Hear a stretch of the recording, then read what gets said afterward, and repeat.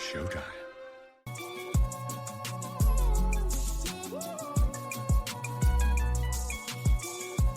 Bro, Chris Paul has better handles than AI.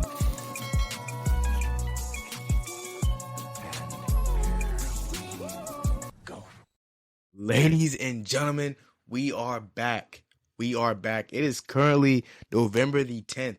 The last episode that I recorded was October 25th, but the last one that I posted was 2 months ago, man. Welcome back. Brand new episode here of the Youngbouls Podcast, man. Yes, I know. It has been a while. It's been a minute. If you don't remember who I am, my name is Dinari. It feels good to actually be behind a microphone. The 2 episodes that we did since this episode, honestly, to keep it 100% honest with you guys, I just forgot to post them. And as the week went on and everything like that, and school continued to pick up and everything, I just forgot to post them. But I will be posting some more clips from those episodes, those lost episodes and everything onto the TikTok later. But again, episode sponsored by YBPod.com and by, Legacy Jersey Shop, your one-stop shop for every soccer jersey on demand. Shout out to my boy Mateo again for doing this thing.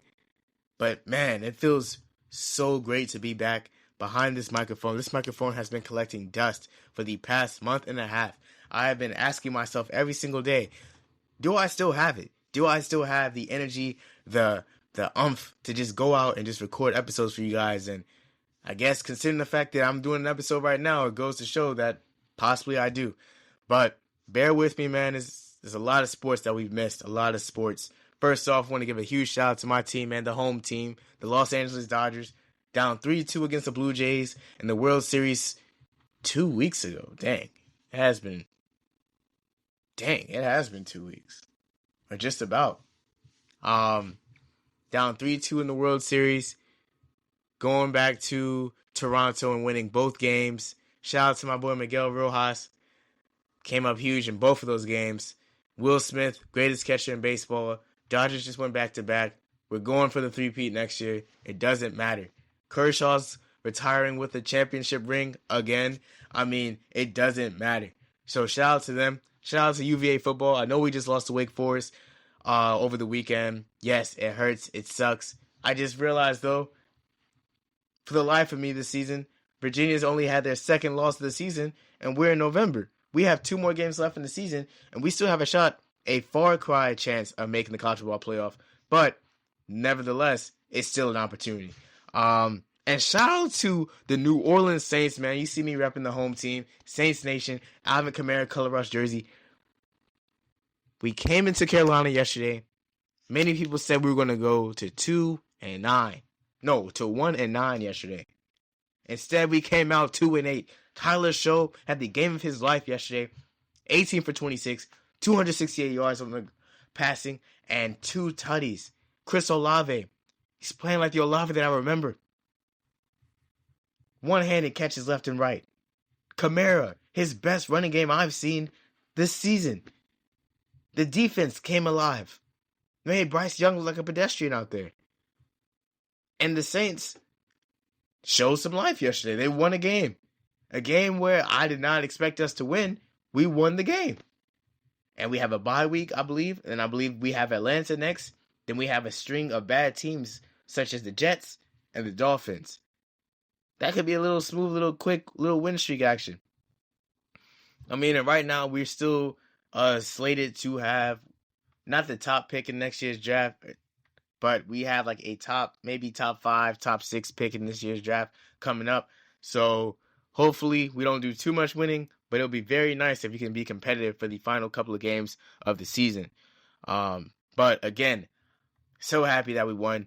You don't understand, man. The last time that we recorded an episode or we did anything related to this podcast, I believe the last clip that I posted on TikTok was me celebrating the Saints winning a game.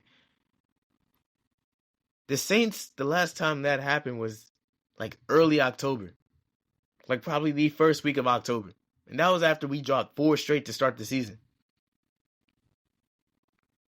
Dude, after that Giants game, the week after that, loss. The following week, loss. Another week after that, loss. It has been miserable, man. Miserable is not even a word. It's gotten to the point where, like, people understand, like, just how down the dumps I am, because I've had people in my own African civilization class, man, shout out to my boy Lucas, who literally just tapped me on the shoulder and just showed me the scores to the Saints games throughout the season.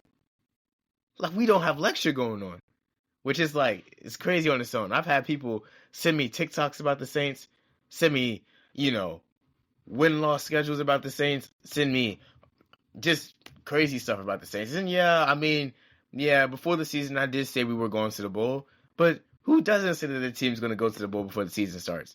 I honestly felt like heading into the season, we were winless in the preseason. That's preseason. I didn't expect it to carry on through the regular season. It did. It sucks, but here we are. We're on November 10th. We have maybe about a month and a half left of football, and my team only has 2 wins on the season, and we already have 8 losses. It's okay. It's okay. You know why? Because it could have been worse. It could have been way worse. We could be winless right now. So, respectfully, to anybody who's telling me, oh, my team only has 2 wins. Oh, we're trash. Oh, all this. You don't think I know that? I'm not expecting us to turn everything around. It's the first-year head coach. This is a young team. We have a mix of old guys and a mix of young guys. We have really no receiver room whatsoever.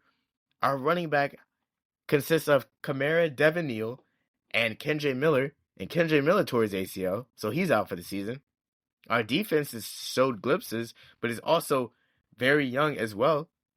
I'm not expecting us to move heaven and earth to be great this year, but if you've actually been watching the games this season, this is what I'll say.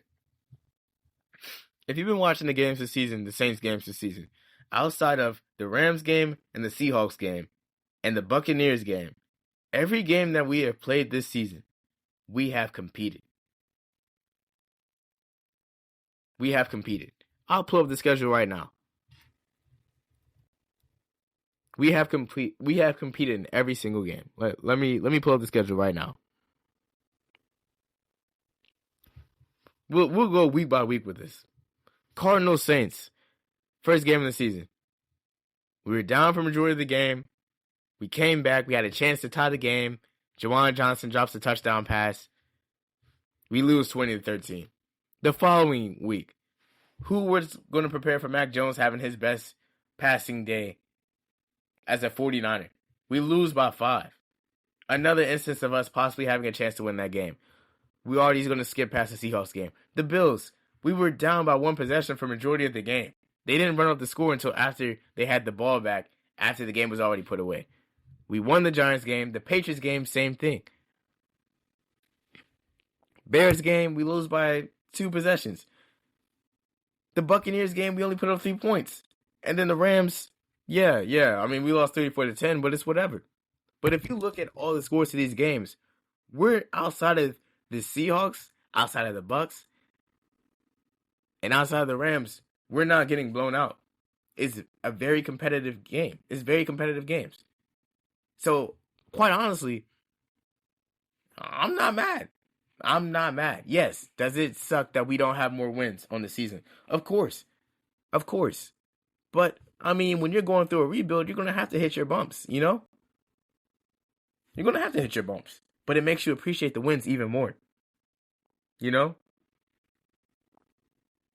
also, too, I just feel like, for me, it's also very exciting because it really shows you that on Sundays, you really don't know what team you're going to get, Like, my team could go on and win against the Panthers like they did yesterday, but then could lose at home by double digits to the Falcons in 2 weeks.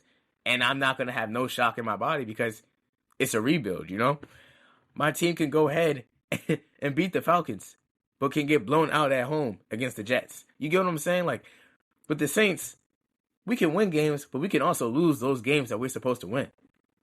And you look at our record. I was talking to my man Quingo the other day. Shout out to my boy Quingo.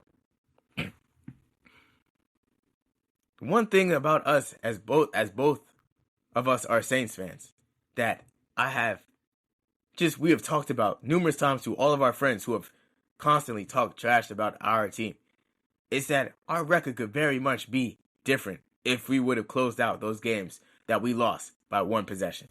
If he would have beaten the Cardinals, we would have beaten the Niners, we would have beaten the Bills. That's already 5 wins. You're looking at 5-5 right now.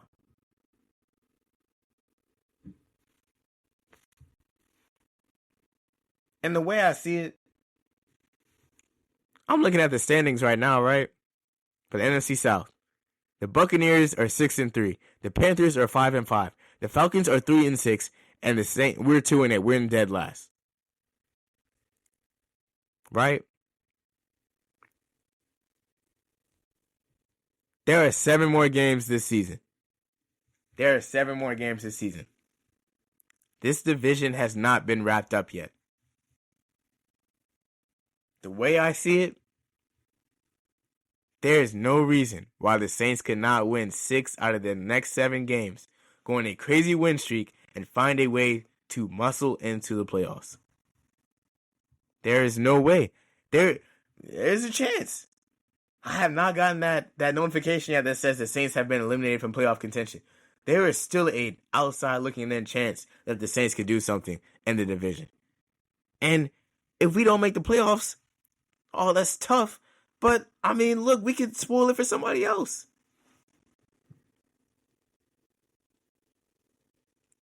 But it's going to take a lot for it, though. Like, we need teams to start losing. Like, pronto. Like, we need the NFC North. Man, we need those teams to start losing. We need the Bears to start losing some more games. The Lions to start losing some games. I mean, for us to even have an opportunity. And worst case scenario, man, we don't make the playoffs. We run it back next year. We have Tyler Shough starting off. And we do our thing. But I will say, though, from looking at Rattler this season and then looking at Tyler Shough, starting the season off with Spencer Rattler, I don't think it was an issue. Rattler showed glimpses. You know, the offense, there was flashes. There was opportunities the offense had to, capitalize. They didn't. There was also times they did capitalize. I wasn't saying that Rattler played bad in these games, but there were also games where I'm looking and I'm saying that 150, 160 yards isn't going to cut it. Now, there was games I watched Spencer Rattler have no touchdowns. There were games where it felt like it was impossible for us to get past midfield or impossible for us to have solid, sustainable drives until it's too late.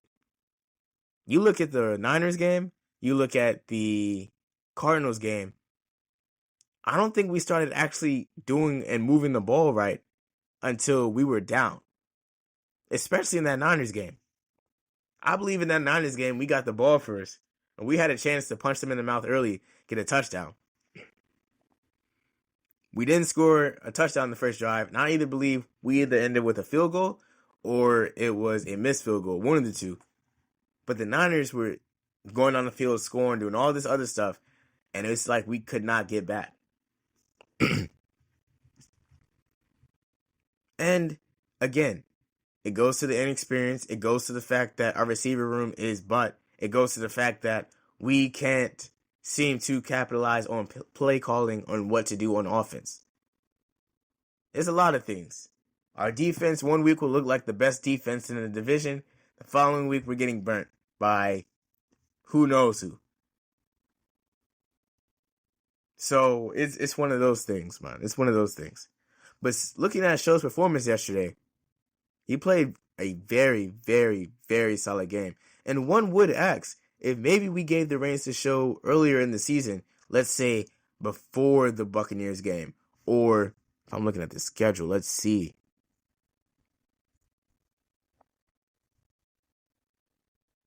I would say after the Patriots game, really. Who knows what could have happened? I hate to say it like this, but shout out to Spencer Rattler for winning that game for us against the Giants, right? But at the same time, it's like, dude, this is week 5. We just getting our first win in week 5. That's a problem, I feel like at that point, I don't know. I feel like it was nothing to lose starting Shough in that spot, But then again, I digress. You want to see where Rattler's at. You want to see, any growth from last year. I understand that. And we got our answer. But Shough played a heck of a game yesterday, and because of that, we came out on top. It was a huge win for us, man. It was a huge win because the way the Panthers were looking this year, if they would have won yesterday, put them at 6-4. Literally, I believe a game back from the Buccaneers, who also lost yesterday. And that just would have been wild to me. It still is wild to me that the Panthers have more wins than us this season. It still is. But we made the Panthers look like our little bros yesterday. So I'm happy about that. Very much. Very much. Tonight's Monday Night Football game is going to be really interesting to watch. Obviously, the Eagles, against the Packers.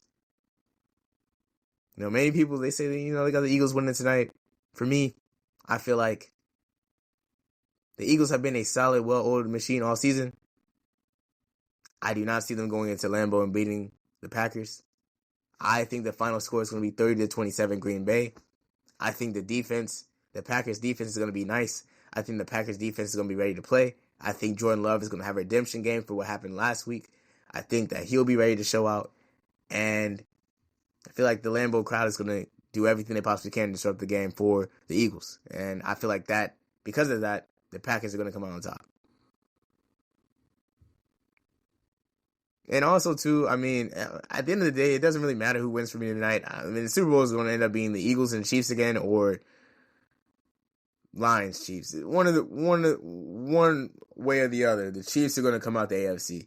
And before you guys say anything, the Chiefs aren't the best in the division, it doesn't matter, man. The Chiefs make it to the playoffs, they're causing problems. No.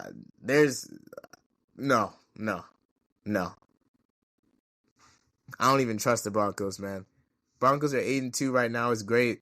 It's cool. The Chiefs going to be in first place by December, man. I promise you. But also, too, man, as far as surprises for the season, I'm looking at, the standings right now.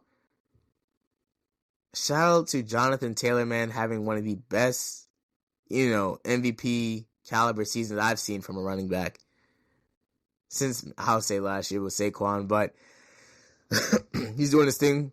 Obviously, the Colts are continuing to win games.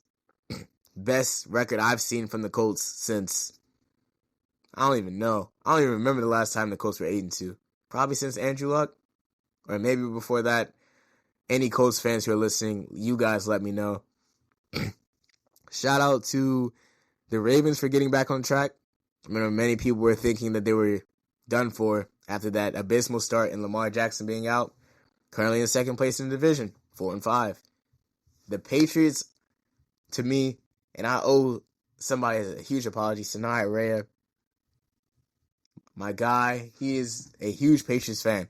For the past 3 years that I've known him since I've been at Temple, he has been bleeding Patriot blue. He has talked trash about how the Patriots are going to be the next best thing. We're going to be nice, everything like that. The Patriots are currently on a 7-game win streak. They're undefeated on the road. They continued that streak against the Buccaneers yesterday, dismantling the first place Tampa Bay Buccaneers, and had the best record in the AFC East with an 8-2 record ahead of the Buffalo Bills, who many people thought were going to win the division.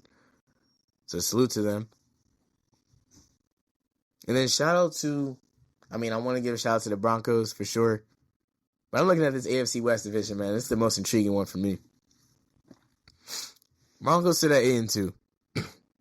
Chargers are 7-3. Chiefs are 5-4. One loss is separating these teams. And the Chiefs' next game, I believe they're on a bye this week. The Chiefs' next game is against the Broncos on Sunday. And if the Chiefs win that game, they will be 6-4. The Broncos will be 8-3. And I don't know who the Chargers play, but obviously that's going to be a problem. Yeah, I'm not going to lie. The way I see it, Chiefs could very much well win the division. The division's not tied up. The Chiefs are going to be in first place by Christmas. That's what I see. That's what I see. But again, what do I know? My team is in dead last. We're not moving. I mean, who knows? We can make it to third. We can make it to third, actually. We can make it to third. We'll see. We'll see.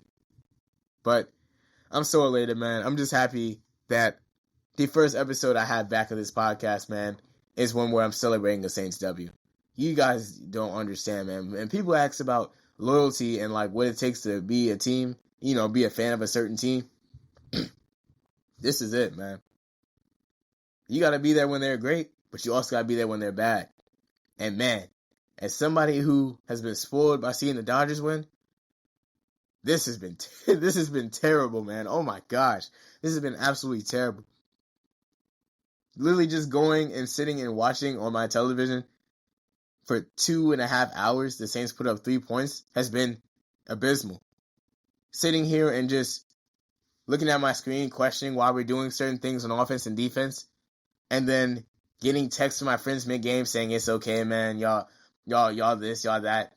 It sucks. But it felt so good yesterday just seeing my team do a victory formation, and be on the right side of it, man. And just getting a W for the city, man. Oh my gosh.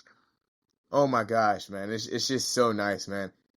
I'll tell you one thing. When your team wins on a Sunday, it really sets the tone for the rest of the week, man. Oh, man. Oh, man. Especially when they have not won a game in a full month. Oh, my gosh. So we won no games in September. We won 1 game in October. 2 games in November? I mean, what's the word? What's the word? But I'm really happy about that.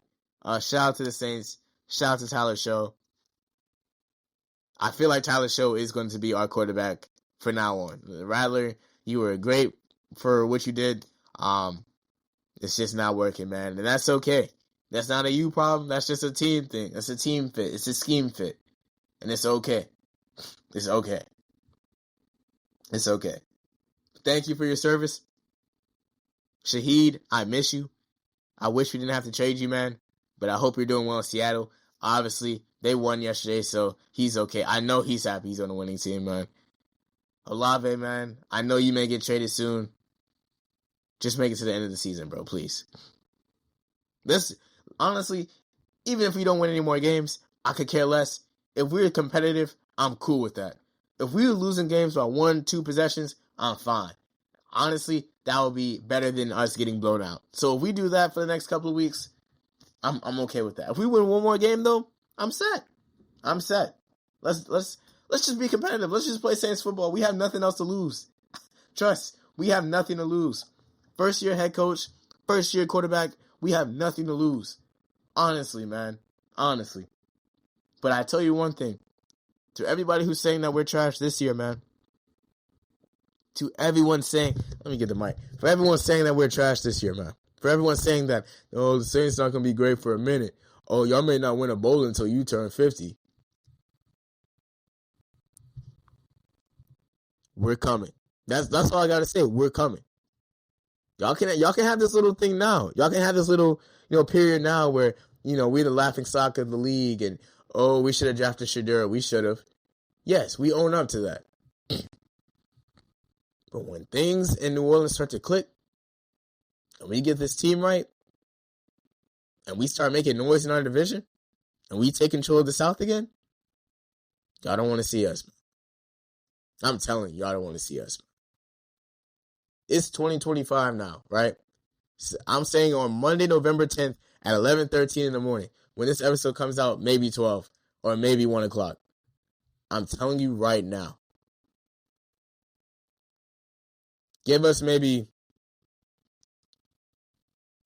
3 to 4 years, and I promise you, we are going to be right back in the playoffs. And I'm not talking about on the bubble.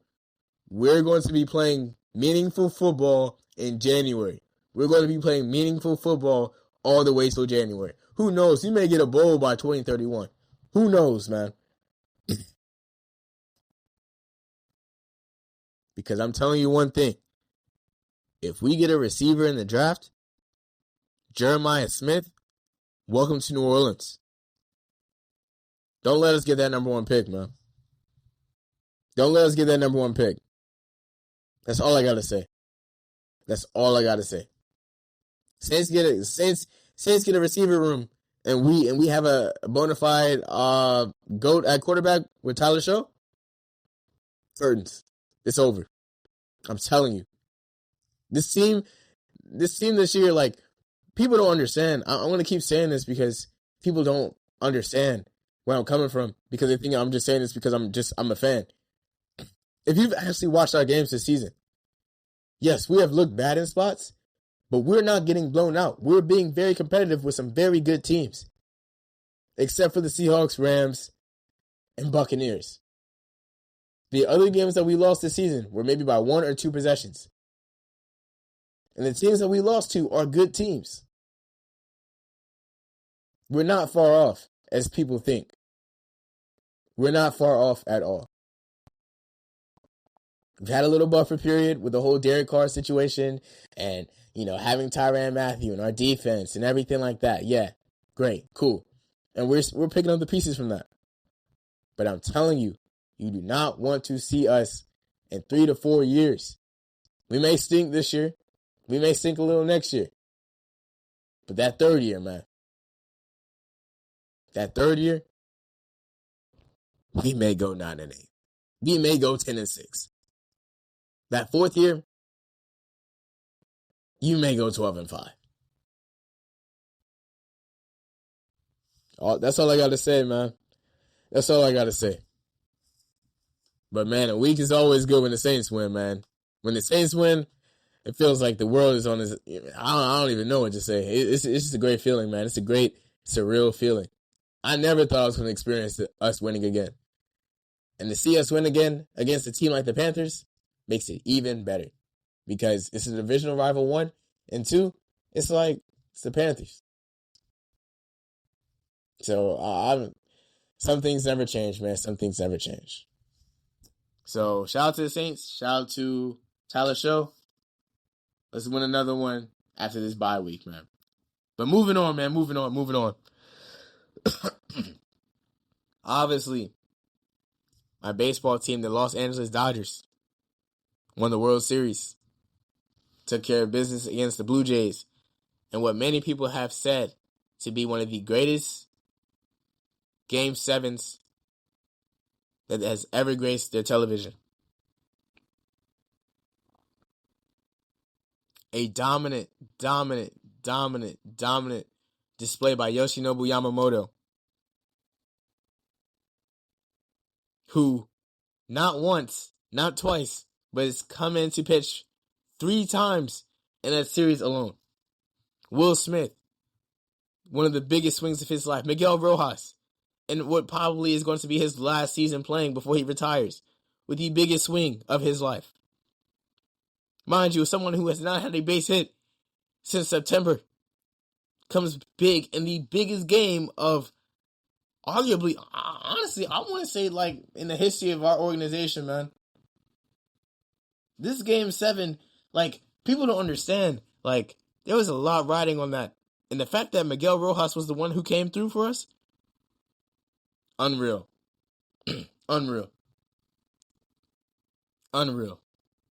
I'm not going to lie to you. I'll be lying to you if I said that after the Blue Jays went up 3-2 and they won that game in Dodger Stadium with Trey Savage having 12 strikeouts, I was not a little bit worried with the series shifting back to Toronto. Especially knowing, okay, they have 2 opportunities to close out and they're in front of their home crowd. And Toronto they've been solid all postseason. Where their pitching has faltered, their bats have come alive. Ernie Clement literally set the record for the postseason for the most hits in the postseason. Vladimir Guerrero Jr. came alive this whole postseason. George Springer, you remember him in Houston? He was a solid pickup for the Blue Jays, and he continues to show why he's one of the best hitters in the league. He may not be the best as he was back in the day, but he's still a solid bat. Alejandro Kirk, one of the slowest, most consistent hitters I've ever seen. But he cannot run. Bo Bichette came alive in this series, man. from top to bottom, the Blue Jays have hitters. They have people who could kill you in many different ways, whether it's through hitting line drives, home runs, doubles, singles, triples even. And it felt like, after that game, what was it, game 5? Thought it was it. Thought it was it, man. Thought it was it. And even game 6, man, with the dead ball and the double play to end it, man. But game 7, Judge is already down 3-0 with the Bo Bichette 3-run shot. They get a run back. 4-1. And 4-2. 4-3. 4-4, then 5-4, man. It's a great feeling. To really be able to take care of business. And honestly, beat the best team in baseball that season. People, and I'm going to talk mine real quick because I've been hearing since the beginning of this playoff from people who have questioned whether or not, oh, why are you a fan? You Dodgers fan. Oh, since when you become a Dodgers fan, man? The amount of times that I've had to show the same photo of me at Nationals Park rooting for the Dodgers, man, during that postseason, during the playoffs that we lost to them, has literally been my calling card for showing how much of a fan I am, bro. I have witnessed this team choke on numerous occasions in the playoffs. For my whole childhood, the Dodgers did not reach the World Series until my 8th grade year. Any Dodgers fan will tell you, in the early 2000s, the Dodgers were not winning their division, let alone going to the World Series. They were constant wild card or NLDS knockouts every single season. Every single season. And that didn't change until 2016 when they lost to the Cubs. And I believe 5 or 6. I think it was 5 or 6. One of the two. And it's like, people now are like, oh, you guys are stacked. You guys are this. I mean, if you've been hearing throughout your whole life, oh, your team is trash. Your team can't win in the big one. Your team can't compete in October. And then you finally assemble a team that can do exactly what your team was criticized for not being able to do back in the day. Does that truly make you a bad team? What? Me and my friend Jalen were having this conversation the other day about how there needs to be a salary cap and everything like that for baseball and how we can't be able to afford all this. And I say the same thing to him all the time. The Mets go out and go get Juan Soto and they go afford Pete Alonso's contract and do all this other stuff and they can't seem to make it to the playoffs. We do the same exact thing as well as grow farm talent and just make solid acquisitions, and it's a problem. We were the only team, only of the 4 teams remaining that were a wild card team. Do you understand that? We were the only team that had to play an extra series in the playoffs. Everybody else in that bracket had a bye. We played extra baseball. The Dodgers have been in playoff mode since the first week of October. That's why I feel like this run was so much. It's like so huge too. Because obviously, heading in after winning the World Series last season, obviously many people had the Dodgers steamrolling the West this year and taking care of business and possibly going back to back, right? No one could have expected us to have injuries to our best pitchers. No one could have expected us to have injuries to our best players. No one could have expected Mookie Betts to be sick. No one could have expected Max Muncy to go down. No one could have expected Tommy Edman to go down. I can continue with the list. No one could have expected our bullpen to be this trash. No one could have expected our offseason acquisitions to not pan out the way that we thought they were going to pan out. To the point where we're asking ourselves in June and July, why are we still trying to test the waters with Michael Conforto? Who, mind you, I don't even think he made the World Series roster.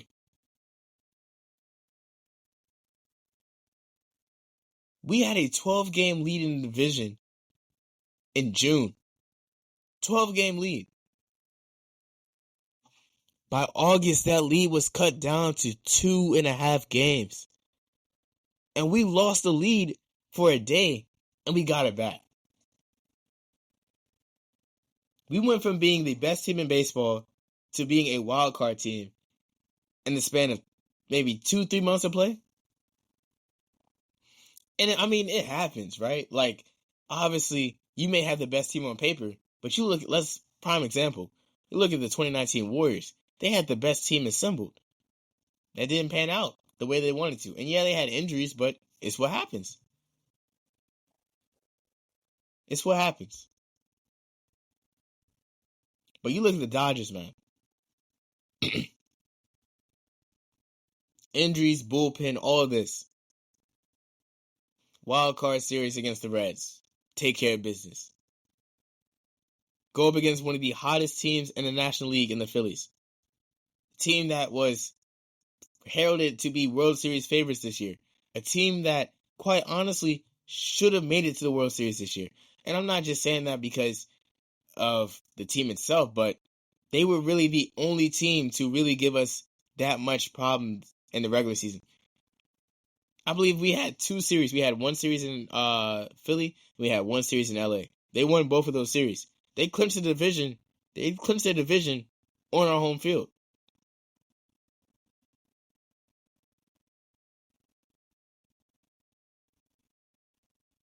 Shohei's first time pitching in Philadelphia in October.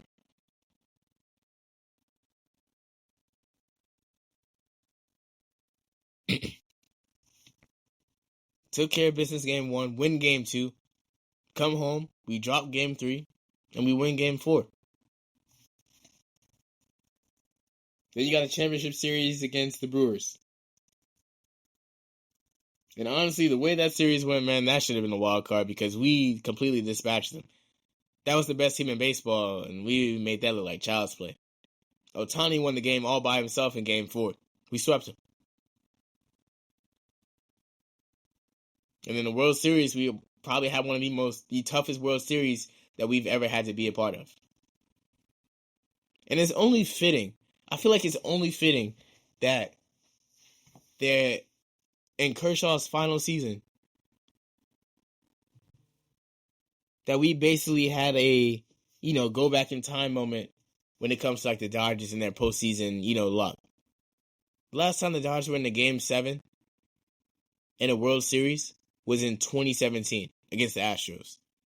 And if you remember how that series went, I believe the Dodgers were up for most of the series, but they had a chance to close out and win the World Series at home that year. They lost 5-1 to the Astros at home. George Springer was on that team.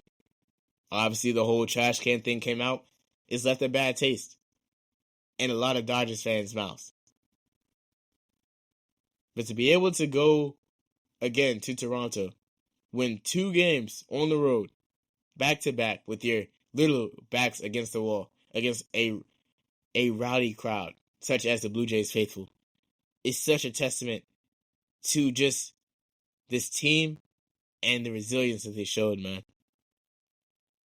And people don't want to give us credit where credit's due. I said this again. I said this before. I'm going to say this again. We played an extra series. We played an extra week. Going from a wild card to a World Series, no matter who's on your team, that is a feat on its own. And winning it all, especially when people didn't even expect you to even do that, is even crazier. So, salute to them. I'm not sitting up here acting like the Dodgers were an underdog or anything. But again, I feel like being a wild card team has to that has to be something, man. Like that's impressive, no matter how you slice it. it would have been one thing if the Dodgers were sweeping every team they played, but the Blue Jays actually gave them bump. Leading up to that Blue Jays game,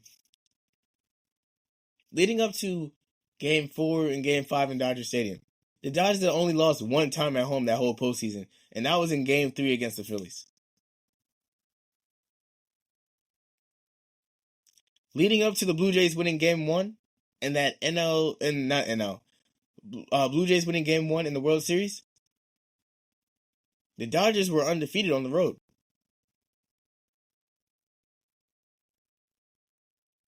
The Blue Jays broke the Dodgers. They did.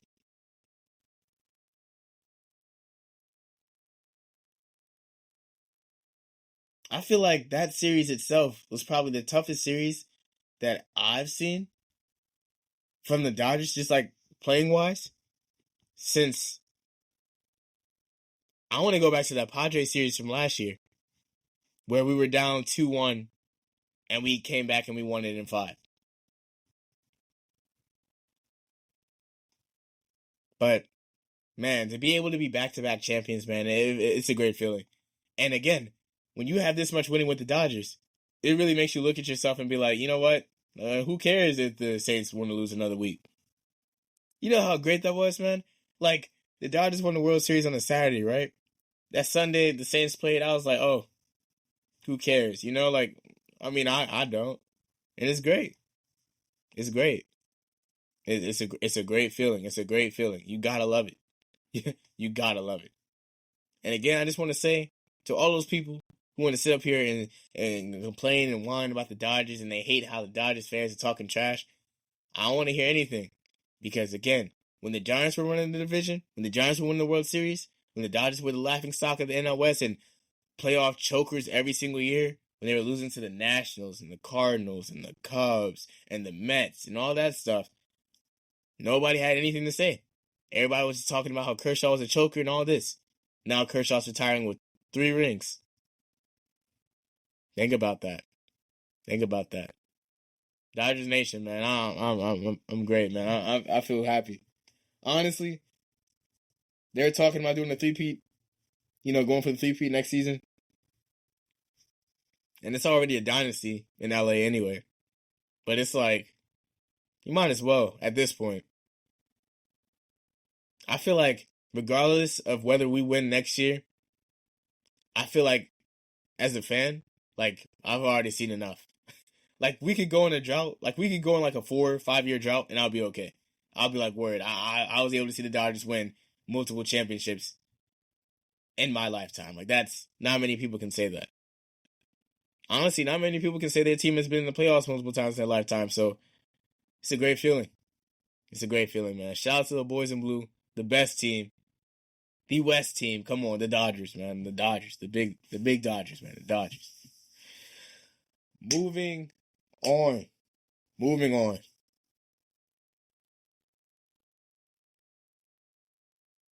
We're going to talk about the University of Virginia football team, man.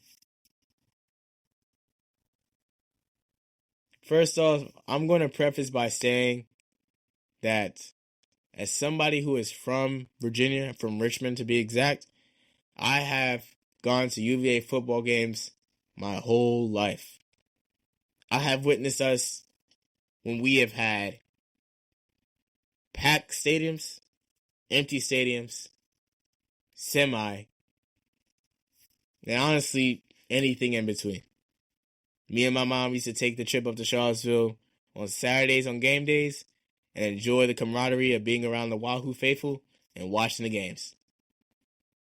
If you were to tell me before this season that Virginia would have 8 wins before they would have 4 losses, and we're in November 10th right now, by November, I would laugh at you. Regardless of how this season ends, I'm content. Yes, I know we just lost to Wake Forest. Yes, I understand we just probably hurt our chances of possibly competing for an ACC championship and possibly being able to compete for a college football playoff spot. I understand. We still have Duke and we still have Tech. The way I see it is this, man. My whole life, outside of maybe 2019, UVA football has truly been a roller coaster, man. There'll be years where we'll be somewhat good, and there'll be years where we'll be really bad. If you are like, you're from Virginia, or you listen to this podcast and you follow UVA football, you remember the Mike London era? Oh my gosh. You remember the Bronco Mendenhall era? Old people, you guys remember the Al Groh era. And up to this point, the Tony Elliott era of UVA football.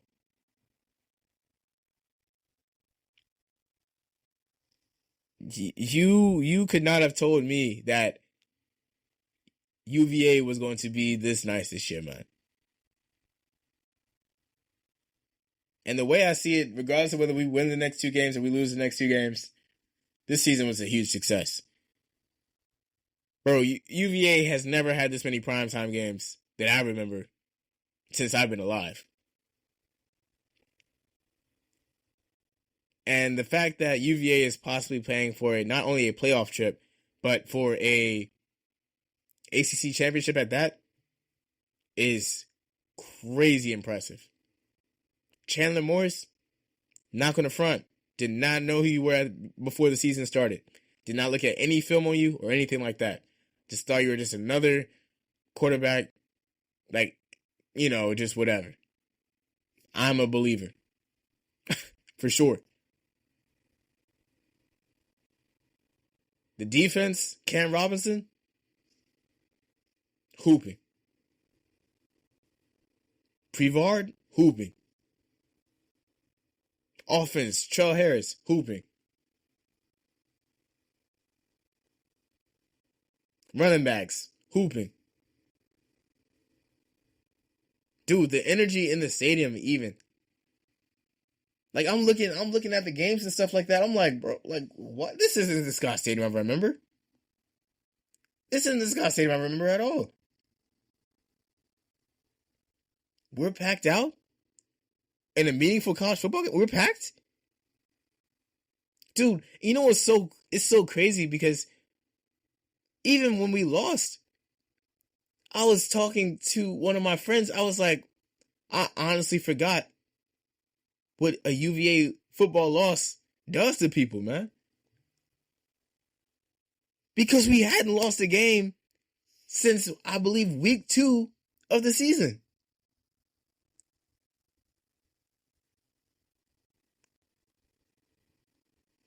Which is impressive, man.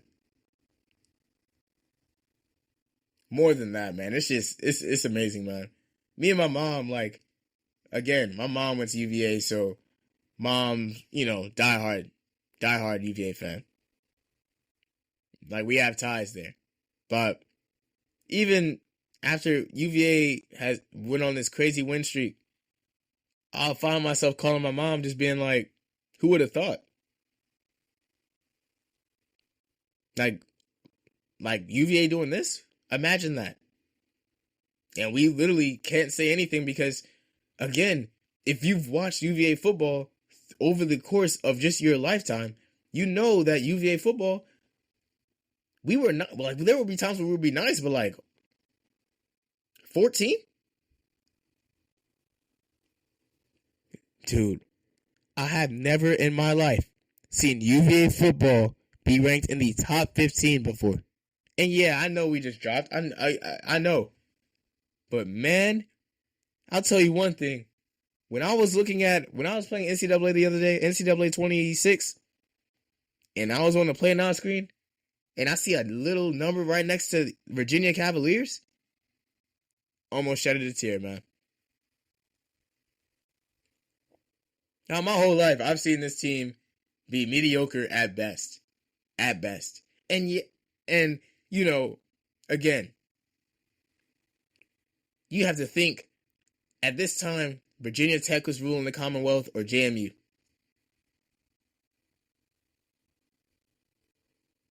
Virginia's doing better this year than Tech, one. And on top of that, Virginia and JMU are the only Virginia teams that are ranked. It's amazing, bro. It's an amazing feeling. And it's almost like it's the perfect storm. Because if we somehow, some way find a way to beat Duke next week, and literally us getting to the ACC championship fringes on us beating Tech, oh my gosh, man. Like, Scott Stadium was already packed, as is, throughout the season. That Tech game is going to be crazy. I'm already knowing that Tech game is going to be crazy. And I'm just excited, man. I'm excited, for sure. Because if there was any year for us to beat Virginia Tech in a football game, this year has to be the year, man. We've had way too good of a season for us to drop the last game of the season to Tech. Seriously. Like, we ended the drought in 2019. Now we're on another losing streak. There's no reason why we should not be able to take care of the business again this year. And hopefully Chandler Morris is healthy, because the way I saw that offense moving without him, I'm worried. I'm so worried. But nonetheless, as a fan, I'm completely elated and feeling great about this UVA football team. I am in such a great mood, high spirits. I love the team. I love everything that we've been doing with this program. That anonymous donation, I don't know who gave Virginia the money to help them compete. Salute to them, because, oh my gosh, they just gave this whole program a facelift to the point where next year and the year after that, we may have a squad. Honestly. Like, if you would have, again, like, I'm just thinking about, like, if you would have told me in the beginning of the year that I would be seeing UVA football in the college football playoff rankings, I would have laughed at you. Literally in the selection show, whatever, last week that they showed, they had us in the thing. Like, if the playoff would have started today, we would have been in it. Do you understand how crazy that is? My school.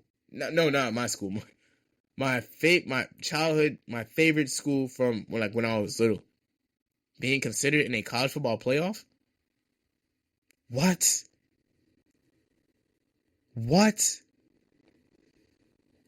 It's wild. It's a wild feeling. And honestly, all the UVA fans, man, you deserve this, man. Everyone who had to sit there and watch Mark Verica or Michael Rocco, or, you know, those seasons where we were 4-8 or 2-12 or 2-10 or dead last, or I don't even know. Those heartbreaking losses to Notre Dame and the blowouts to Oregon and losing to UCLA at home and losing to USC and losing to Pitt. All those heartbreaking losses we've gone through over the years, man. Your Virginia Cavaliers are 8-2. With not only a chance to make it to a great bowl game, but a chance to possibly compete for a playoff spot and an ACC championship. But none of that matters if we don't win these next two games. And also, too, quick shout out to Temple, man.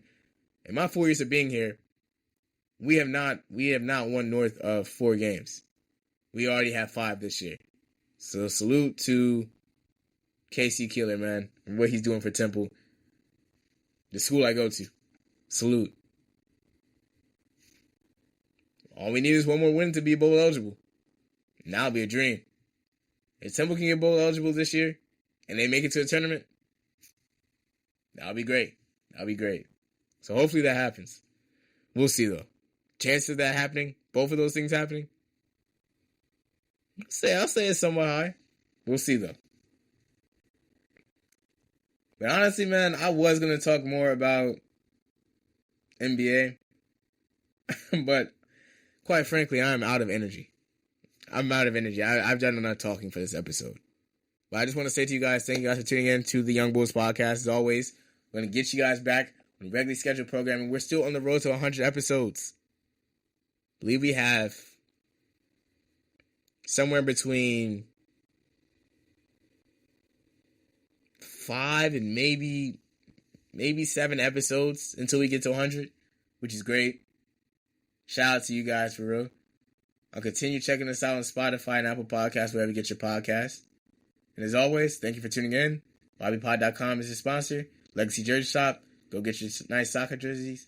Go check us out. Check out old episodes. If you want to be on the episode, hit us up. DMs are always open. And yeah. Peace. Catch you on the next one. Bobby Pod, we back.